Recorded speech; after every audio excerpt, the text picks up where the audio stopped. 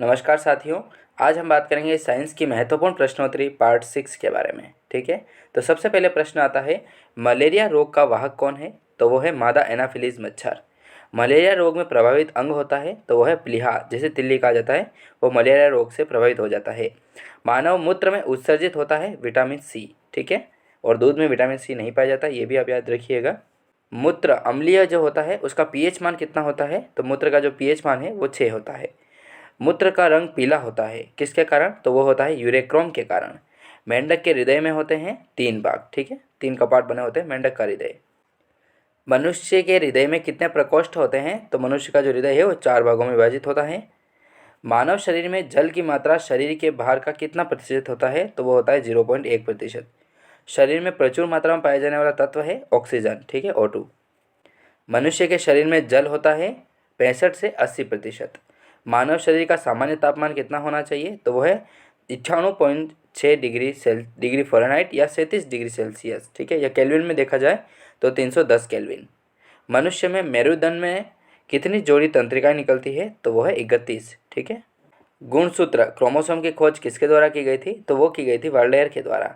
फिर बात करते हैं गुण होता है, तो वो होता है क्रोमेटिन नामक पदार्थ से।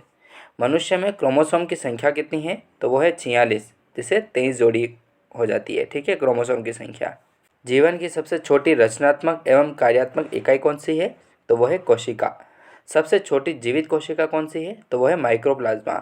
शरीर की सबसे लंबी कोशिका कौन सी है? तो शरीर की सबसे लंबी कोशिका जो है वो है तंत्रिका तंत्र।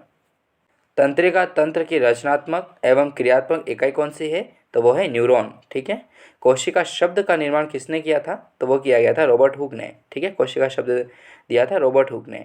कोशिका का आनुवांशिक पदार्थ क्या है? तो वो है डीएनए।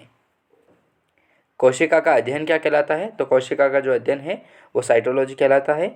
कोशिका के भीतर श्वसन का केंद्र होता है माइटोकॉन्ड्रिया।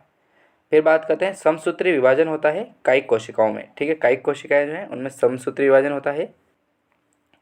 अर्धसूत्री विभाजन पाया जाता है लिंग जनन करने वाली कोशिकाओं में। ठीक है, जो लिंग जनन कोशिकाएं होती है उनमें अर्धसूत्री विभाजन पाया जाता है, जबकि कायिक कोशिकाओं में समसूत्री विभाजन पाया जाता है।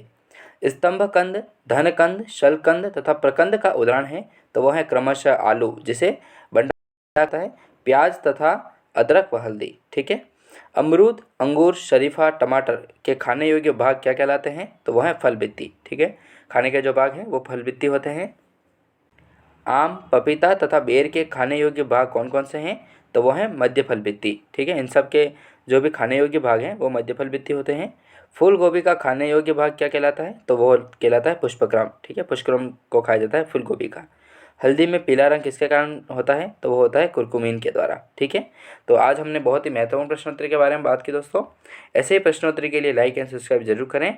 मिलते हैं नेक्स्ट वीडियो में, तब तक के लिए जय हिंद, जय भारत, वंदे मातरम।